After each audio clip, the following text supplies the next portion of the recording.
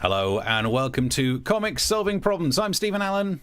And I'm Eric McElroy. Hello. Hello. Yes, welcome along to this topical comedy show streamed online, and it's part of the Edinburgh Fringe for these weeks. So I also need to say, hello, Edinburgh. It's almost like we're there. And by that I mean the weather's been absolutely crazy and we've earned no money.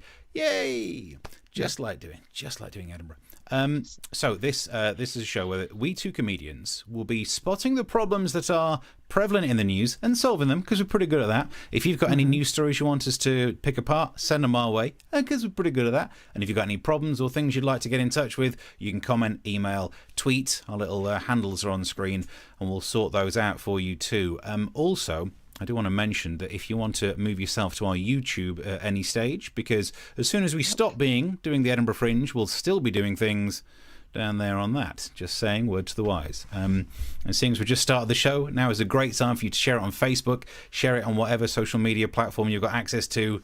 Some of the messages are coming in. We'll get to those soon, but here we go. Let's solve some problems. I don't know why I'm excited today, Eric. I don't know why I think you should be excited. Because that was one of the most succinct introductions you've ever done, Steve. That was practiced on the toilet. That was very well done. So you ticked all the boxes. Thank you very much for joining us. I do want to add one little footnote to Steve saying that we would be solving problems, because that is the name of the show. Part of one of the unique features of it is we actually don't solve anything. Yeah. So just to let you know that before you're like, oh my gosh, like there's so much going on in the world. These guys are going to fix this. We won't. That's pretty much part of the sort of the hook that we're dealing with, because if the problems were solved, then we wouldn't have a show. Indeed. Yeah. Our USP is to solve problems by not solving them, and no one else is doing that. We should go into government.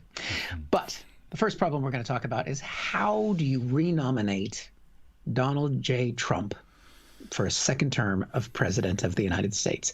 Now, Steve, I know you're newsy, you follow politics. I don't know how much you follow convention politics, the nomination process. Not so much. No, I just skip to the end.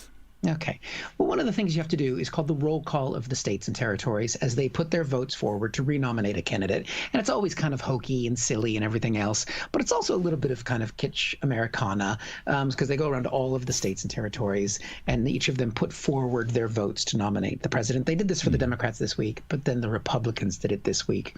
And we got a little sample of it here. Here's the first one. I come from the great state of Montana. It's often been called the Big Sky Country, the Treasure State, and the last best place. But currently, we are affectionately calling it Trump-tana. Oh, sorry. I just had a little bit of a retch there. Wow. Are they naming that after Trump's tan? Yeah, exactly. Just his face, just the line on his face. And the other part of it is Idaho. They do that for all the states. It goes on for ages. It's really kind of, it's sort of cute. You got that kitsch going on. Then it gets sort of hokey and makes you want to retch. It goes on for ages. We'll just give you one more quick little sample of all the people you see.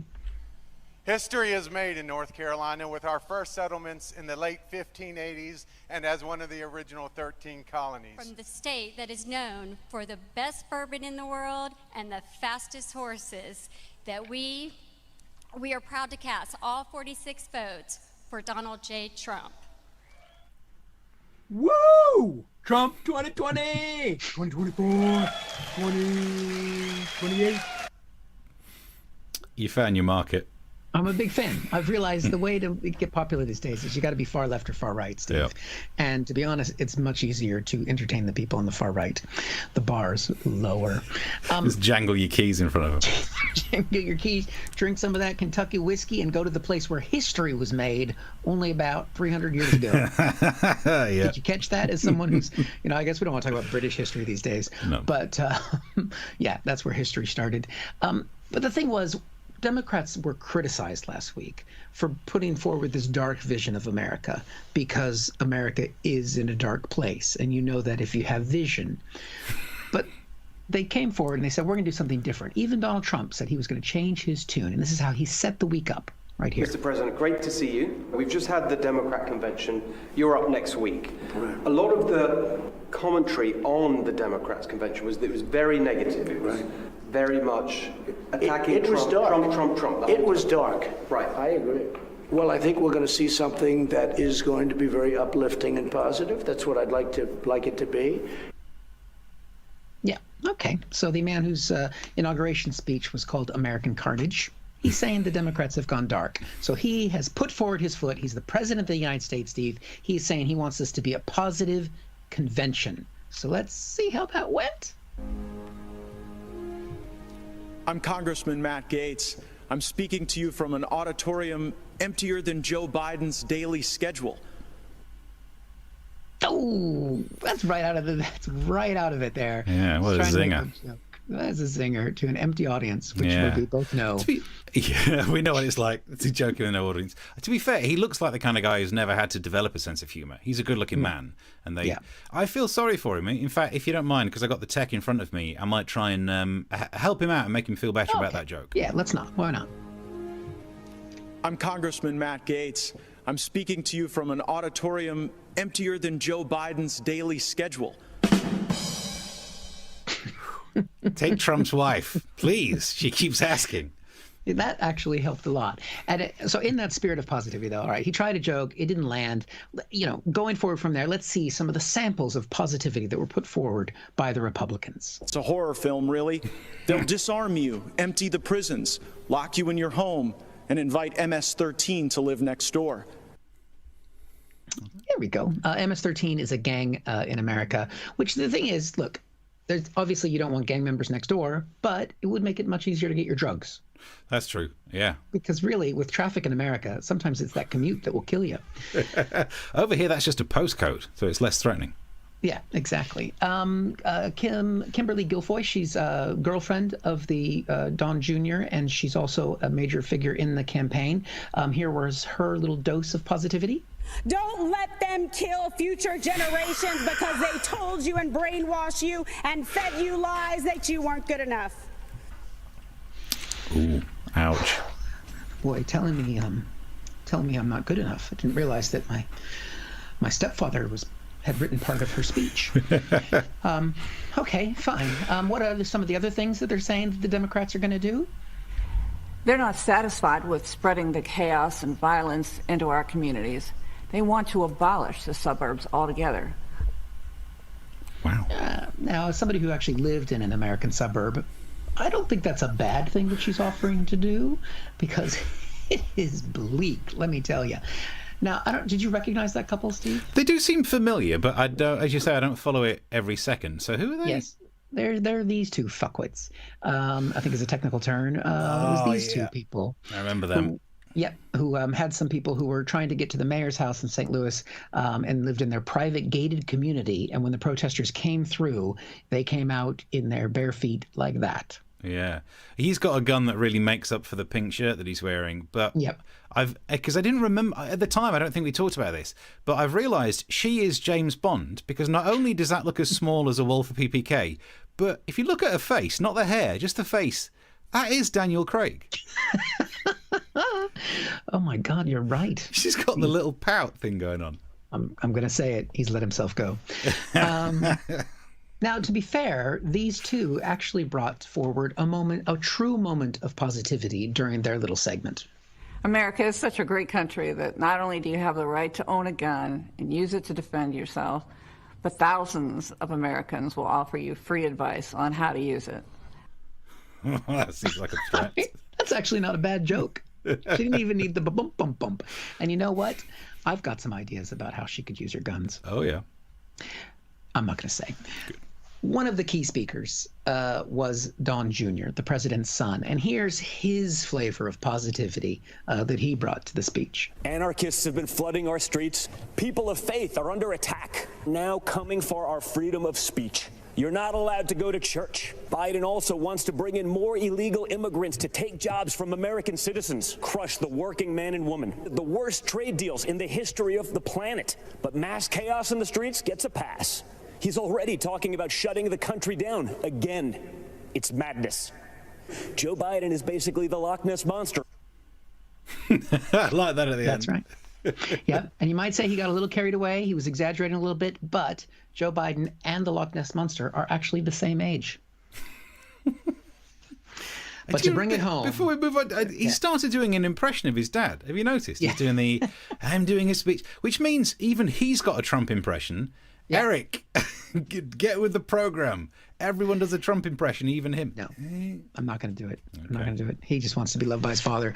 But the most famous moment of the night, and to be fair, it was done with a level of positivity that you might, before we play this, you may want to turn the sound down a little bit. It's that much positivity. Steve, give us the end of the night. Ladies and gentlemen, leaders and fighters for freedom and liberty and the American dream, the best is yet to come. Now remember, she's Don Jr.'s girlfriend. I wonder if she says that when they have sex. Oh, dearie me. I've got to finish myself off because the best is yet to come. And to be fair, the best is yet to come, Steve, because one of the other stories I'm going to be talking about tonight is the fact that an asteroid is likely to hit the Earth the day before the election. Happy times. Well, thank you for kicking tonight's show off in such a positive way. That's right. That's what it's all about. Just Republican positivity. That's going to get people reaching into their pockets and bring in the fun times. In fact, we'll put the money up now if you're feeling that good. Positive. Flip side, the world's going to end. You might as well throw the money in our direction because, sweet mercy, we need it because we're not working. If you're enjoying the show enough that you'd buy us a drink, the link is down the bottom and it should be below where you're watching this. Some messages to go through. Thank you for all the messages. So Mark says, let's have a look. Trump Tanner Man made the Eurovision Song Contest voting look professional. It did have that whiff to it, didn't it? Having to go around all of the places. Ellie reckons it's scary because the gun couple are back. Yeah. Billy the Belly and Wendy Water Pistol is what Mark calls them. But Jane Bond is the suggestion by Ellie. Do you know what? They did say the next James Bond's got to be a woman. Yep. I think it should be that one. Especially if she holds the gun like this. Yeah. She's good with it. What are you doing? And then Ellie says tits and teeth. I don't know if it's her or us that one's aimed at, but I don't know.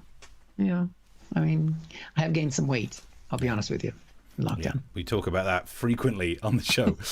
So yeah, if you're enjoying the show enough that you chuck some money in our pot, the link is down the bottom. More on that still to come, and keep the messages coming through. But I want to talk about probably the most discussed news story of the weekend, which doesn't mean it's an important one. Because I saw this news story. Generation Snowflake, Gen Z. I'm not saying Z. Gen Z, intimidated by full stops. Linguist issues warning. So just to explain what this is about, is apparently the full stop at the end of a sentence, the young people find that too intimidating. Which might explain why they end all their sentences going up at the end, like they're actually asking a question to feel safe. And actually, though there are some people who are even more committed to that philosophy. You know the young people who end every sentence with "in it"? Technically a question. Do you get me? Done it again. Well done. Keep yourself safe, Gen Z. And the reason that apparently they find it scary is that if you put a full stop at the end of something, it implies I'm done now. That's it. Yeah. I said my thing. I mean, for a generation that is obsessed with the concept of a mic drop, they are very sensitive to an end of a sentence. I once suffered this, Eric. I don't think we've ever talked about this, but a good handful of years ago, when I was single, I was chatting with a lady. We were messaging, and she once sent me a message back going, "If you don't want to talk to me, I get it, it's truth." And I was like, "Okay, well, just let me add crazy to your entry in my contacts, but do tell me, what have I done wrong?" And she said that well, if you don't want to keep talking, you just tell me. I'm getting the hint from all the full stops. And she was upset that at the end of a sentence I was putting a full stop. She thought it meant, that's it, don't bother me again. And I said, what are you meant to do at the end of a sentence? And she said, well, you don't need to put a full stop because you send the message. I know you've done typing because you've sent it. And I now understand exactly what's gone wrong with society. This is the real issue of this story that no one's discussed. Yeah. Because there are two types of people in this world. There are those of us who would write a block of text, and there's sentence, and there's grammar, there's prepositions. It's a full treat. And at the end of it, we will click send. Yep. And if you receive one of those, you receive one notification like this. Oh, I got a message from a friend. That's fine. It's an enjoyable evening for most people. Then there are those other knobbers who every single time they've half-baked a thought, click send because they can't wait to get it sent, and then just send more and more and more. It's a flipping onslaught. Yep. Oh, I got a message from... Oh, 2 messages. 3 messages. That's just a word. That's just an emoji. That's just a space. Is he sitting on his phone? Why is he sending so many... What the... Anyway, how are you... Steve, why would you separate those 2 up? It needs to stop. No one's saying this, but finish your sentence and just send it, because every single time you click send, you make someone's phone make a goddamn mother effing noise. You are the most annoying people in this world. Oh, I can't stand it. Oh. So, yeah, that's what got me truly upset about it. And I think I'm right to be upset about it. Do you hate it when people send you a crap ton of messages like that? Well, the problem is, and before we go too far, for any Americans that are watching, when he says full stop, he means period. There's going to be a lot of people just wondering, what is it some sort of shipping command? What's going on? You know, it's like telegrams over here. Hello, stop. To be fair, there'll be some my mother asked me once if we have refrigerators here, so be careful. Cold enough. Be careful. Don't eat them. Yep, it's just damp all the time. Yeah, I mean, I'm one of those people who still, when I send something that I've written, I do 2 spaces after the period in correspondence. So I'm old school. I like that, but apparently, so the newspaper columns that I write, I get told not to, because style guides, apparently you don't need 2 spaces after the period these days. Yeah, but I think the reason people started doing these repeat texts is the problem is when it became to unlimited messages. Because remember back in the day when sending 1 text message cost more than a stamp? Yeah. And you used to have to try and change any letter and shrink it down if you could make a word shorter to try and save space.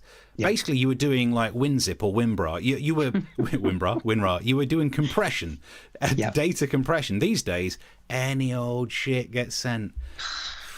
Back in the day, Steve. Yeah, some of the messages. Mark says, "God, I hate that chirpy noise." Made mine the USS Enterprise D door chime. Nice. No. Ellie says, always end a sentence with a full stop or another form of punctuation, question mark or exclamation mark. I get all this. And here's what I really hate about this news story, is that I understand their logic. If you are going to click send when you've finished typing, you don't need a full stop. But then the result should be Generation Z say, oh, I feel like you don't need full stops. Not, oh, I'm intimidated by it. Why bring emotion into it? Because then you get to be the victim of punctuation. And it means at some point, someone at work will have to have a meeting that goes like this. Well, thank you for coming to this HR meeting. Jonathan, I'm afraid we've had some complaints about your behaviour. Simon, I wonder if you'd like to explain. Sometimes when you talk to me, I find it really aggressive. I'm not aggressive. Oh, he's been mean to me again. What have I done? Thank you. I don't understand. Oh, he's doing it again. Simon, I wonder if you could explain exactly how Jonathan is upsetting you. When you finish sentences, it means you'd be using a full stop, and I just find full stops really triggering. Full stops aren't aggressive, it's just a part of speech. It just did too. No, the one in the middle was a semicolon. I don't really know how you use those. Yeah. You know, I just... Oh! Now what? You abandoned the sentence, and that would be an ellipsis. That's 3 dots. You know, no, I'm sorry, but sentences end. It's not aggressive, it's not shutting you down, it's not attacking you, it's just language, period.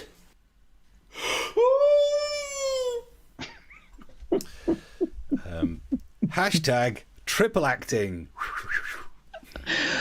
Wow. I mean, you know, just to remind people that Steve and I used to gig 4 or 5 nights a week. Yeah. And that's gone now. It was good. It was good. I got nothing else to do. You're right. It did. So, in terms of preparation for the entire show, 3 hours it took me to do that, because I've never tried to act with myself in the same scene. That, for me, is special effects, mate. But the rest of it, just threw it together.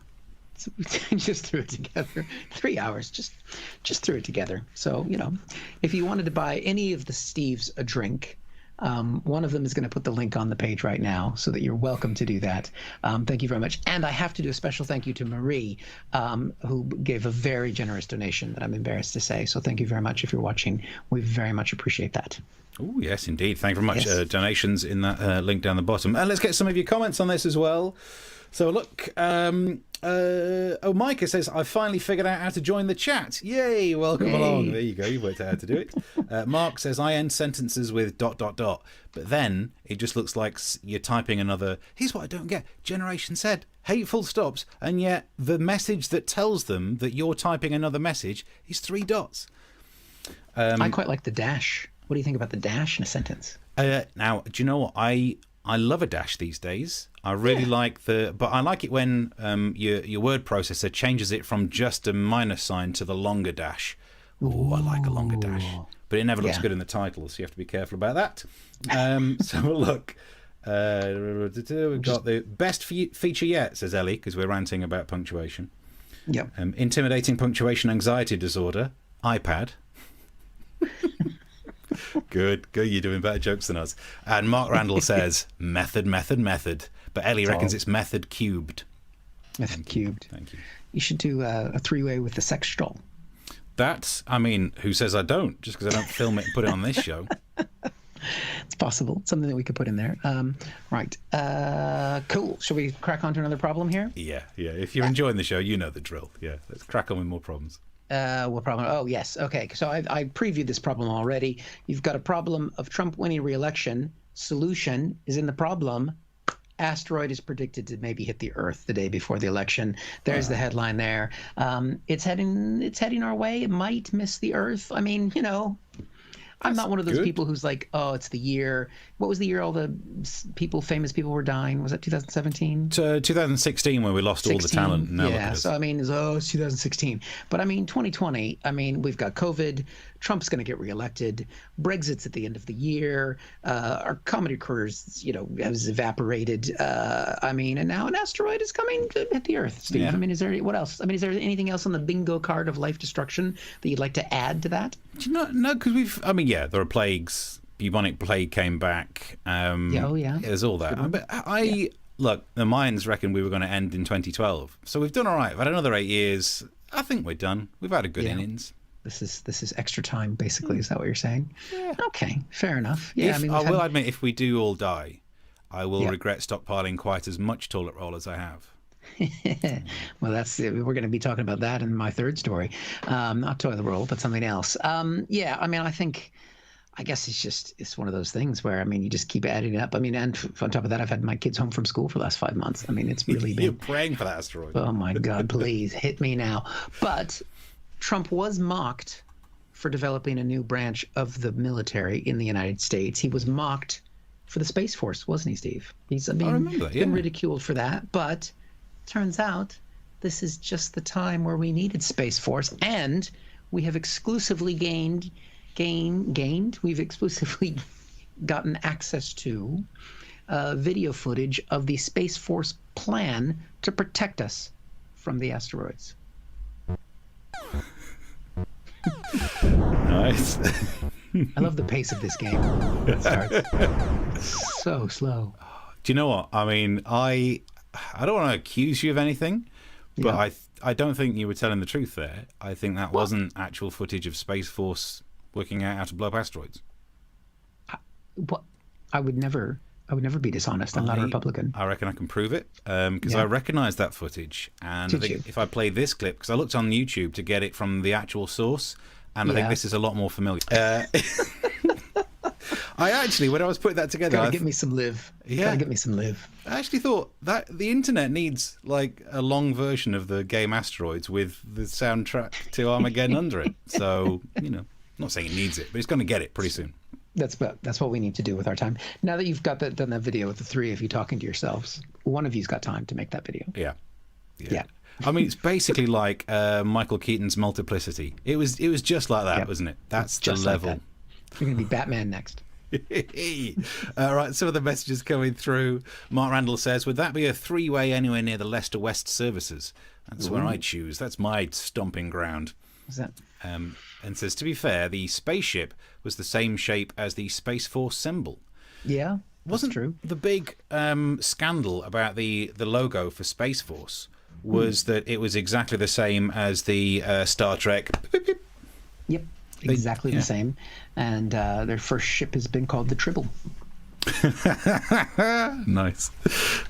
Yeah, I mean, it's another show where Star Trek gets mentioned, and I'm up for it. We're on a run now. We're definitely on a run of Star Trek references. So maybe that's the if we don't go far right, we don't go far left. Maybe we should just do a Trekkie show. Yeah, I'm up for it. Yeah. I'm up for it. And then, because the hate we'd get for getting stuff wrong at that. Ooh, imagine that. Warp factor 45. No. Like that episode where Dr. Polanski calls him Data.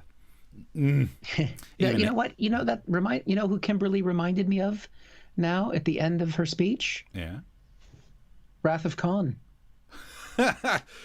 Khan! You're such nerds. We shouldn't be allowed on the internet. If you're enjoying the show to any level, it would be very much appreciated if you could chuck some money in our direction and donate to help support this as a project. Keep the messages coming through. Navman says, I've been fortunate enough to have started a new job. I've not shaken hands with anyone and it's very strange. Oh, good. Well, I'm glad someone's earning. So you can put some money in the thing. But that would be a nice, because that is part of, I guess, when you start a new job, you do have to walk around and do the whole hello. And yeah, you, Steve, especially somebody who doesn't like to shake hands. Oh, God, I hate people, yeah. You'd be able to go back into actual employment now. Yeah, it's going to happen. Let's be honest. As much as I would love to stay in this business we call show, any day now, any day. Right, crack on to another problem. It's a problem of, who leads this country? Because this was a headline that we saw earlier today. Boris Johnson plans to resign in 6 months because of lingering corona health problems. And this is according to Dominic Cummings' father-in-law. This is Business Insider. I saw this on earlier on. And it's difficult, isn't it? Because straight away, we mentioned that we're going to talk about that. I got this tweet. Is this fake news or real? I need to budget for bunting. So straight away, it's not met with the kindest of response. And that seems appropriate. Is it real or not? I don't know. It comes from an odd source, Dominic Cummings' father-in-law. So when I saw that headline, couldn't believe my eyes. So I went for a drive to Barnard Castle to prove it. And yeah, I'm bringing that up again because it's still bullshit that he got away with it. So how is he, I guess, is the thing. If we need to pay attention to Boris Johnson's health, how's he doing? We can take a look there. Ooh. I saw that in the newspapers and I thought the BBC reboot of Last of the Summer Wine's looking good. As much as I was going to totally rip him for having a terrible shirt, I then realised, Yep. You don't have the beanie hat, though. No. And if we go back to the thing, even though we both look terrible in a terrible looking shirt, his will cost about £300, and this, we all know where this is from. Let's not even say it out loud. Did you steal that from the MASH report? No, I wish. It's the other way around. I'm the only person who's ever worked on TV and had my clothes stole by the production company. I bought the suit and they kept it. Unbelievable. Anyway, that's not what we're here to talk about.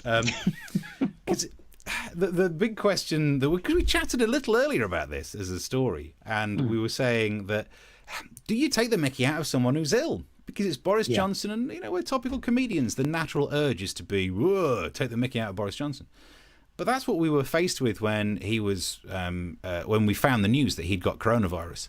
And I struggled because, the urge is to take the mickey, but you got to be a better person. You got to be the bigger man. And I realised he's a human. He's in hospital. He could be losing his life. And at the time, he had at least one pregnant woman waiting for him. So I decided to step up, and I was nice, and I wished him well.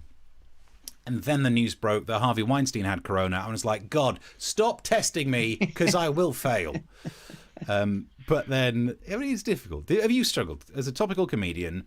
Whenever there's issues of compassion to be involved, does it ruin the comedy? It depends on who it is, I suppose. Compassion in Boris Johnson is a tricky subject because it doesn't really exist, and that's according to his previous wives. But true. Yeah, I think that, I think as long as, obviously we don't want him to be too unwell. And he has said it's because of his obesity. And as a fellow obese person, I feel, I've got a little skin in the game, actually a lot of skin in the game. Nice. So I think I can say something. Yeah, it is, and he's become quite a champion for trying to get people thinner again. Yeah. So maybe That's some true. good will come of this, but a lot of people would like it if he resigns for health reasons or not. But then who becomes prime minister? That's I think there's an even bigger question before we even work out the who's next one. If Boris Johnson resigns, how would we know? I mean, what? He's not going to be seen in public. He's not going to do any official press conference. It's going to look like other politicians have to do his work for him, and he'll spend lots of time with his family. You refuse to go on Piers Morgan? Yeah. In fact, in many ways, I'm starting to wonder if we've missed the boat on this. Like, I expect that if you zoom into that original headline, you'll see, published back in June. That makes a lot of sense. Sadly, that's not true. All right. Thank you for the messages. Keep the messages coming through. Any questions you'd like us to try and tackle, you can keep them coming through. And I should have done this first as well. If you're enjoying the show enough to chuck some money in this direction, have a crack at that. That is very much appreciated. If you're wondering how much to contribute, basically think, I'd buy one of these guys a drink if I felt safe going into a pub and use hand sanitizer on the pint before you handed it to me. That's the kind of thing that we're looking for. So, and Steve and I, or at least I, drink a lot. I don't, but I have expensive soft drinks, maybe. Yeah. And you need some new shirts. What's wrong with this one? This is, do you know what? I must admit, I put this one on specifically for that Boris Johnson joke, and I still can't quite do the neck up on it. I have to do that fake thing, even with all the running. There you go. So you've committed, that's how much you've committed to making a few jokes about the obesity of the Prime Minister. You made yourself obese. Yeah, it just happened when the depression kicked in. Mark says, that first couple of weeks, man, of lockdown, it's true. Mark says, he's not going to resign for health reasons. He'll resign for wealth reasons. Once he gets his Brexit bonus, he'll be off. Yep. The Brexit bonus. That's not going to happen. We're not getting that. It's true. No, not getting that at all.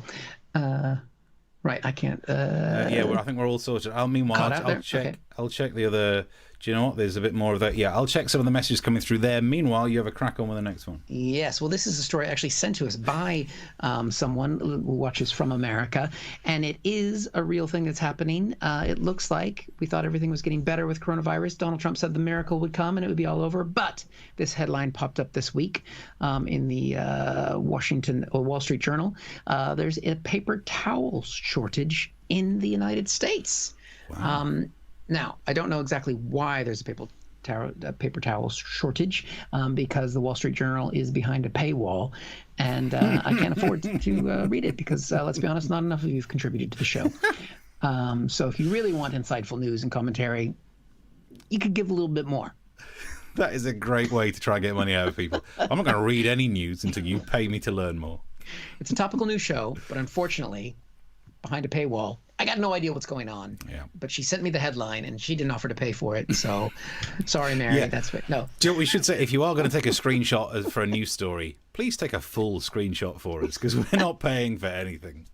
To be fair, Mary has contributed to the show, so I should have bothered to read it. But basically, I did do a little bit of sleuthing, and I found out the reason why there's a paper towel shortage is people starting to panic buy in America. People use the paper towels for cleaning purposes, and also paper towels apparently are one of those products that's sold just in time.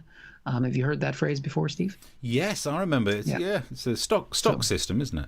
Yeah, stock system, which in the U.S. generally, we do much better at stocking our stores because we have big stores and they have big room for lots of stock, and you can buy things outside of the season, whereas, of course, in the United Kingdom, you have to constantly remember to buy something before the season that you're in, because like right now, if you want to buy anything summery, everybody's moved on to the winter season, and then when you're in the winter season, they're selling things for summer because the country's shit. And global warming. That's what it is. It's not global warming. It's just the way. I mean, this was early on when I moved here. I remember going to the shop, the local shop, and I always wanted to go get the organic sausages because that's the only kind that my wife would let me eat. And I would go into the shop, and roughly, my schedule, the same time every day, I would go into the shop, and I'd go, and there'd be out of the organic sausages. And then I remember I said to the clerk one day, I said, "You're out of the organic sausages again." And the guy was just like, "Yeah, we're always out this time of day." So you're out of the same thing at the same time every day. He's like, yeah. Order more. You Americans, just in time. Yeah, you Americans, your crazy ways. So yeah, I wasn't trying to stockpile sausages. But when you complain about the seasonal way in which we shop, have you never realised there is a cure to it? There's an easy, it's a life hack, as the young people would call it. What is that? The seasonal aisle in supermarkets. It's tiny. It doesn't have the variety that you need. In America, you can get like 16 types of pickles at any time of the year. You can get guns in basically Asda. Sports Direct in America sell guns. Okay. Over here, they sell lots of socks and big mugs. So who's better? I don't know. Such big mugs. But the seasonal aisle is great. I was back when I used to go to big supermarkets. Whenever I'd go home after a gig, go through a supermarket, I'd always go down the seasonal aisle, and I'd love it when it'd be things like candles. Like, how is that seasonal? How have we decided that candles are suddenly? Because at the time of year you want a candle, they won't be in any aisle. You got to stock up. You got to learn the lesson. Well, I have stockpiled now. Where do you think all those paper towels have gone? Honestly, I didn't want to be a panic buyer, but I was somewhat forced into going on panic buying trips to assuage someone's worries. And it does mean that and don't get me wrong, I shit like the best of them, but I still have so many toilet rolls left. It's embarrassing. I'm never going to get through it, but I'll try. Stockpiling. Yeah. Thank you for some of the messages. I saw this one come up and I wanted to double check. Hugh says, I hope in your downtime, Steve, you've learned how to play Atlantis with more gusto. That's for people I did one of the Edinburgh shows, like comics playing games. I can't remember the full title of it, but basically we play board games. And I came second. Don't be picking on me for it. It was this game where you have to try and save your little people, and somewhat little people. Yeah, somewhat got my ass handed to me, but it was all right. Lots of toilet paper for it. Yeah. Let's have a look. JIT. It's a Japanese lean manufacturing technique. Oh, is it? So it used to work. We were taught this at school, that just-in-time manufacture just means you don't waste money on stock. It's fine unless all of a sudden Eric wants loads of sausages. Should have been predictable. Or over here, when they said you have to wear a mask to go on the tube, apparently that meant that all bikes sold out because no one wanted to wear masks. Right. Yeah, that's why they're not coming to comedy either. Yeah, that's true. Mark says, watched it last week. It was brilliant. And I came second. So I think I saved some of my people. No one's. Yeah. I am one of those nice dictators. Only killed just over half of my people. But it was a comedy game show, right? Yeah. So you came in second because, you wouldn't want to win. That's not funny. Yeah. And I mean, I halfway through, I realised I was meant to be funny. But when you're playing a board game and halfway through, you're like, I'm going to see you drown. Yeah. Let's have a look. Missed you on radio, Steve, says Last Bill. There's any idea when you're back on? Probably not. Thanks for that. I'd love to be, but you can stream this to a radio if you want. Yeah, that's true. Does that work? There's a podcast. Oh, Mark says I was third. Was I third? Were you trying to lie about how well you did on an online game with comedians? I thought I came second. In my mind, I came second. Maybe not. I was kicking ass. You usually come first, according to the best is yet to come. Can we get that? Because just like we used to have the coronavirus pop up every now and then, can we get the best is yet to come as a repeat? That'd be quite nice. Let me do that. I need more of a soundboard. Right. So if you're enjoying the show enough to chuck some money in our direction, the link is down the bottom. I've got another problem to solve. I might not have solved who leads this country. Is it Boris? It's not. I don't know. I realise that we've solved a problem before it even became a problem. So we already win points for this one. Wow, okay. This is a headline you might have seen. KFC drops finger-licking good slogan as it doesn't quite fit in the age of COVID-19. And I think we did that joke. Like back in episode 12 or something. I think I did as a throwaway line. Kind of like, finger-licking good, that's not going to work anymore. And I would say life is reflecting art, but I realise this is not art because we don't get any money for it, The Arts Council are not going to be like, I really like what he did with that pun about someone's bottom.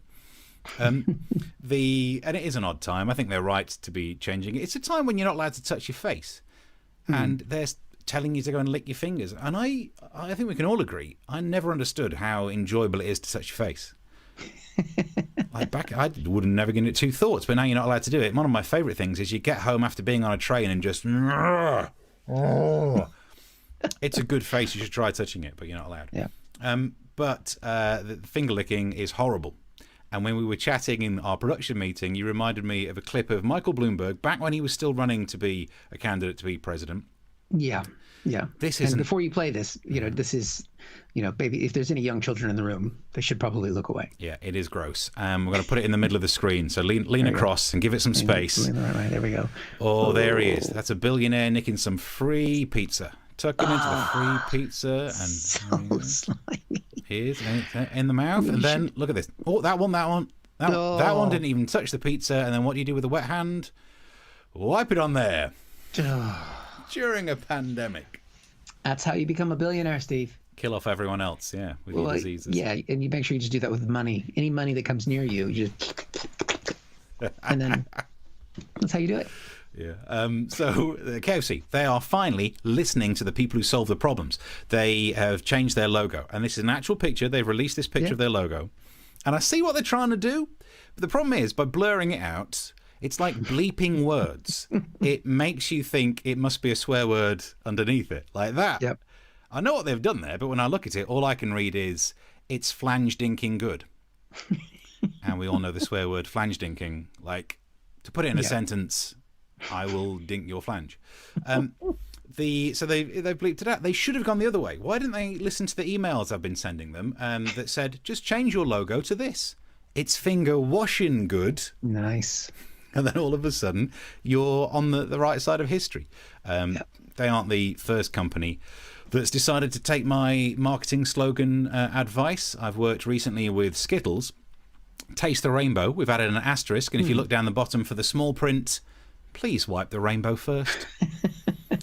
And my favourite brand that I've worked with... because, look, their imagery of their logo caused some problems. And I thought the only thing you can do is change your slogan. So we've gone with Nokia, infecting people. Nice. So that's, we've sorted that out. But that's a problem. We don't even need to ask, have we solved the problem? We told KFC to drop that logo months ago. And finally... Let's sue. If you send us money, we will sue KFC and everybody will get a free bucket. I mean, have you had a KFC since... all the stuff went down? We haven't had any food from outside the house. We've gotten pizza twice in the last 6 months, and that's it. So we have not eaten any food prepared by anyone else, and luckily my wife can cook. I'd be interested to know in any of the messages or tweet later if anyone's had KFC since. I've got a theory it will taste different, because if you're not licking your fingers, I think your own spit is one of the 11 secret herbs and spices, and the remaining 10 are salt. So if you don't get to lick your fingers, I think it's not going to work out the same. Yeah, I think, one of the 11 is definitely your own bodily fluids. And then there's the people who work there. Yeah, the people you upset. Yeah, I had my ex worked at KFC when she was in high school, and she would never let us go there. Ooh. There's some dark stories. Okay. We'll move on before we feel a bit gippy. And I'm not talking about the meat. Oh dear. Right, messages coming through. Let's have a look. We go to what's happening on... Oh, actually, we do have a Twitter one to go at, because we were sent one. Before we get into that, I'll give the old thing up there. If you'd like to donate, there's the link. You can tweet to either of us through the thing. Our web address, our Twitter handle is on the screen. Thank you to Mark who tweeted this one through. Said, earlier today, I used a cash point for only the third time since lockdown. What other aspects of normal life do you vaguely miss? Okay, that's an interesting one. Anything that you particularly miss? Well, if I say this, it's going to make an income. Is one of the things. But there we go. No, I think, gigging, obviously. I mean, I did get to do a live gig last week. I think we talked about it. That was quite nice. And bizarrely, because in this job you often get to travel, and sometimes we get to stay in fancy places like Premier Inn. Yeah. Because that's where Lenny Henry sends us all. He's our leader. And I actually woke up one day about 3 months ago, and I missed a Premier Inn. I'd even take a travel lodge at this point. I was like, because I would, be gone at least once a month, have a weekend away, gigging and working hard, but without the wife and children. And I do miss that. I miss those staying away ones, because I'm running out of free soaps that I've nicked. I have to actually buy soap now. Ridiculous. Yeah. I kind of miss cash points. I also have not been to cash points because don't use cash. They don't want you to use cash. They want you to do the contactless stuff. I don't have money coming in, so I've got what I've got, and I don't really want to spend it for a good long while. I did realise they say that if you are using a cash point, and Mark, this would be good advice for you. You're not meant to use your fingers to touch buttons out there in the public world. Yeah. So what I did is, I'm not going to tell you exactly what I used instead of my finger, but I will tell you that I'm now not publicly allowed within 3 meters of that cash point, because it was my penis. Is what I used. It's my penis. In case anybody wasn't getting that. A joke. It's a penis joke about my penis, which I used on a cash point. And it worked. But the only thing is I did have to change my PIN number to 7899 because I couldn't reach the rest of the numbers. Anyway, so what do I genuinely miss? Coffee shops. I used to do so much work in my coffee shops. Oh, yeah. You were a coffee shop connoisseur. Yeah. And now I daren't go in them because... I don't even know if they're open because I've not even checked because it's just people. People are always the problem anyway, but at least they were just annoying. These days they're carrying the pox. So I don't want to go near. I'm missing out on all that stuff. I'm very lucky. I've got a proper coffee maker with the group arms. You do the grind the beans, put the group up, press the button, 15 bar pressure. I can pump through that. And then I annoyingly offer myself a cake or a muffin when I clearly don't want one, just to get that experience. And that's why you can't button your collar. Yep. Oh, Mark says, yeah, you're right. God, food is my only joy. Mark says, is that Dick and Pin? Nice. I like that. Nice, I'm using that in the stand-up set. Thank you. That adds to it. Yeah. Let's have a look. Any more messages coming through? I can't see anything from here. I think we are getting towards the end of our time. We are back for one more Ed Fringe show, though, on Thursday. And it's going to be, we're going to be catching up on whatever else has happened in the cray-cray that is the RNC convention. I don't know. Should we start predicting what is going to be in the news on Thursday? That's not something we've tried to do. What do you think is going to be in the news, Steve? Wow. It will be face masks in schools will still be an issue because it's slowly causing, if there's any reason that this nation can split into its constituent parts, they will find it, and face masks is currently it. And I don't know where I stand on the idea of school kids wearing face masks. I don't care. That's definitely true. You don't have to be around the school kids. I'm sending 2 kids to school because I can't stand having them in the house anymore. And I do want them masked up, though, because I want the space. Yep. But I also don't want the disease. So you're in favour of masks also? Yeah. I think there's a positive one. You know that thing as kids when you were being naughty, was a supply teacher, and you'd all do that thing where you start humming, but the teacher can't tell where the hum's coming from. You do that with a mask on, you can take that shit to the higher level. So come on, kids, get on board. Play the annoying game, wear a mask, save the NHS. Yeah, exactly. Right, so I think we are. Thank you for your comments. We're done for all of that. Thank you for your any contributions. Would help to keep us afloat. Please, that does help make keep going, and we keep investing in the show with what we receive as well. So, but we will be back for one more Ed Fringe show. So if you're watching us on Twitch, we'll be doing that again with the Free Festival on Thursday at 9:00. And also, if you catch it on Twitter and stuff, we rebroadcast this show with a little recap at midnight in the UK. So you can always share that with people as well. Yep, keep it shared around and get yourself subscribed to the YouTube as well, because when Edinburgh finishes, we're still doing shows. This is going to be the hottest place for that sweet mix of topical comedy and begging for money. Available via the internet. Get yourself subscribed. Brilliant. I think we're done. I think we're dusted. We'll see you Thursday, 9:00. Unless there's any other business, we say good night. Good night.